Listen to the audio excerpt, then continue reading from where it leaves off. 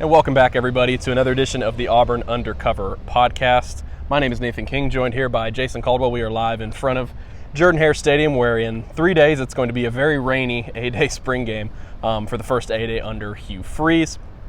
Jason, we got some clarity this week as we'll kind of spend this episode kind of talking about our expectations for A-Day, what we expect to see again on a rainy day from various position groups, and also what we've learned about this team so far in spring practice. But we got some clarity on what the format is going to be. It's something that Hugh Freeze teased at the beginning of spring ball, something that he said has sort of been the most productive for him in the past. He was the first to admit sometimes spring games just don't feel that competitive, and coaches, like he mentioned, they don't want to waste a day out of it because it is their 15th spring practice in actuality. So he said they're going to put up a number of points on the scoreboard.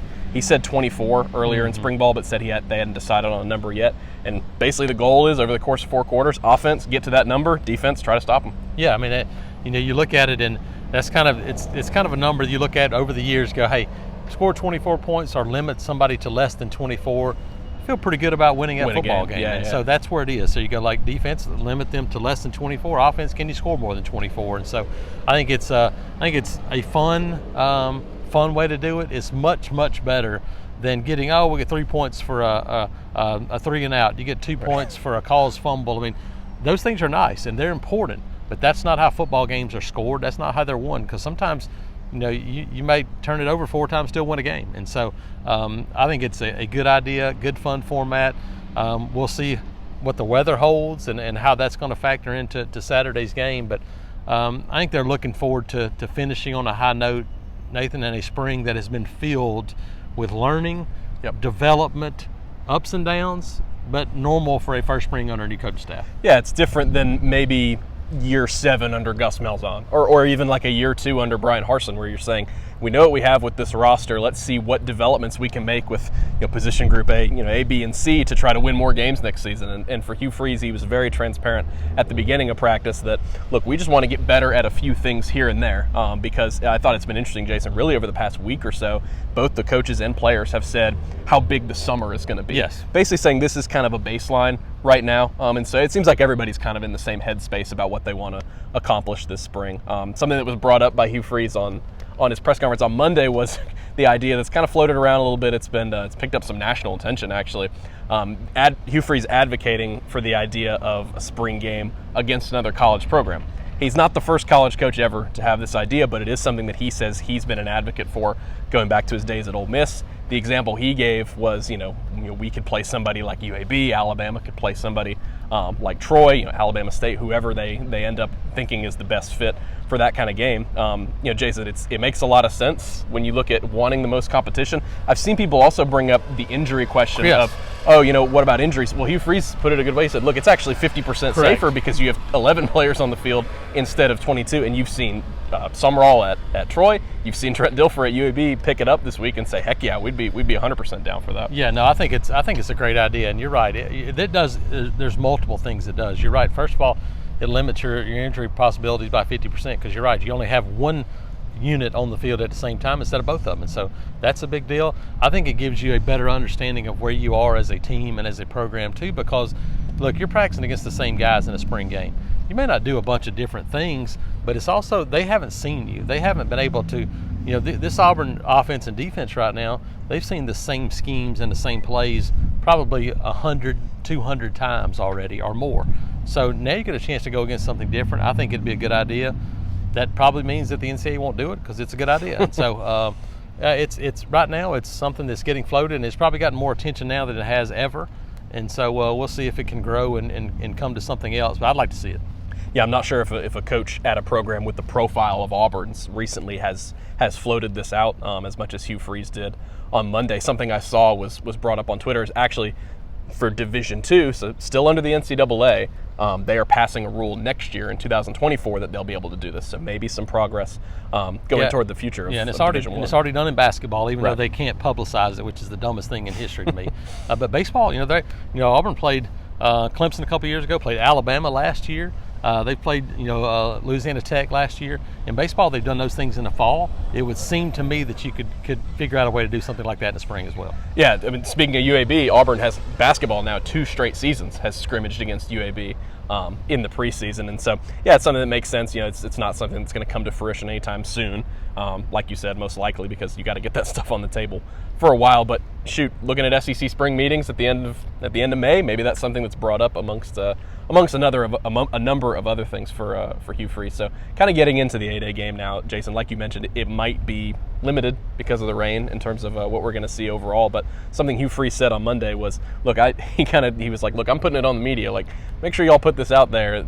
Let the fans know what their expectations should be for this game. Because I think the quote was, unrealistic expectations create frustrations. Yes. And so, I think just overall, not position group by position group, but in terms of an overall product from the day, I think the main thing that Hugh Freeze is wanting to get across is this is not reflective of the product you're going to see on the field in the fall. Correct. He said if it is, we're going to be in big trouble. But our plan is for, like we talked about before, the summer and the fall are just as important as spring right now. So, you're going to see baseline stuff of how this team is different.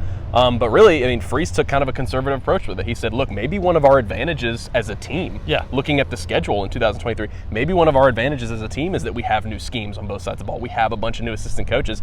And so, he admitted, maybe it's a little bit of paranoia on my part, but he was like, shoot, we're going to use whatever advantage we have. So it's going to be a lot of vanilla stuff. I think that's kind of good to set that expectation for fans on Saturday. And that's kind of a coaching thing. You're not going to show too much, and especially you're not going to show more than you have to. And he mentioned talking about huddles, some of those things. I don't think we'll see a ton of tempo. I think we're going to see a ton of tempo in the fall. I don't think we'll see a ton of tempo on Saturday. I don't think that's something that they want to show how it impacts things. But obviously, we talk to players, we talk to coaches. The tempo's had a big impact offensively and defensively. And I think it's as the spring has gone on, once the offense has gotten more comfortable in what they're doing, I think they've gotten better and better at executing and doing some of those things. So that's a positive for them coming in. Defensively, how do you adapt? How do you adjust to some of those things? And who steps up on both sides of the ball? That's one of the things you always look for in an 8-day game. Sometimes, and maybe often, the guy that maybe has the biggest 8-day game doesn't necessarily mean he's going to be a breakout performer. C.J. Tolbert. Yeah, but what you can see is the guys that maybe this guy took a step forward. Maybe this freshman showed what he showed in practice. So does a guy like Keldrick Falk, does he show that on Saturday, what he's shown throughout the spring in that situation? Does some of the newcomers, does Rivaldo Fairweather make a play or two, which he's done in just about every practice so far? Those are the things I think that coaches look for. And then how well do they execute on both sides of the ball? All eyes are going to be on the quarterbacks, obviously, and we've heard good and bad about pretty much all three of them this spring. A couple weeks ago, it was the rise of Holden Geriner. Some people were trying to pair that together with throwing at pro day, and I was like, it's probably more about what he's doing in practice rather than throwing on air at pro day. But he has had a good past couple weeks. Hugh Freeze said, he had the best week of the quarterbacks a couple weeks ago and continued that in, quote, a solid way. We know Robbie Ashford's been dealing with a bit of a shoulder issue. But Jason, like you've written about on the site, and like we've heard from players and coaches, he's been really good in practice the past few days, and the offense overall has had some really good practices over the past couple of days, which is what you like to see in the spring, because again, it's all advantages point to the defense a lot of the time when you're settling in on new schemes. So maybe we'll see some of that explosiveness from a guy like Ashford. But people have been trying to pick and choose so far from Freeze, like, how are you going to implement the quarterbacks? How are you going to distribute snap counts? Who's going to do first, second, third team? None of that matters right now. They're just trying to get these guys to go and try to execute the offense the best way they can. But we saw flashes of it last year, like you said, Jason, picking and choosing little things from this game and saying, here's a trend, there's a trend. Robbie Ashford was really exciting in this game last year. He was the guy we kind of came away and said, he made a lot of plays out there. TJ Finley was fine, but he was maybe the guy who gives you a little bit higher of a ceiling.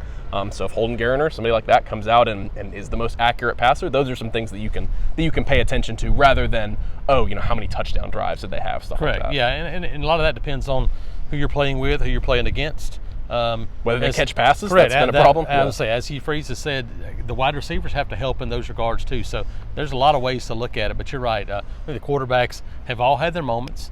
You're right. Holden in the middle of practice was probably the guy. I think the last week or so, especially, I think Robbie Ashford has been a guy that has stepped up his play. TJ Finley has been what TJ Finley's been, which is he's the guy that makes probably less mistakes than anybody. But can you be the guy that takes the offense to the next level? I think they're still waiting on that. I think they've seen that in flashes from all the guys. But yeah, you're right. Can you do that? Can you really lead an offense, and Hugh Freeze has talked about that. And you mentioned summer. This is an important week to head into the summer with momentum. What's the last thing you see? I wrote it earlier this week. First impressions are important. This week, last impressions may be the most important thing. And so which quarterback can go out there and leave a lasting impression heading into the summer? Yeah, especially like we talked about with the spring game last year.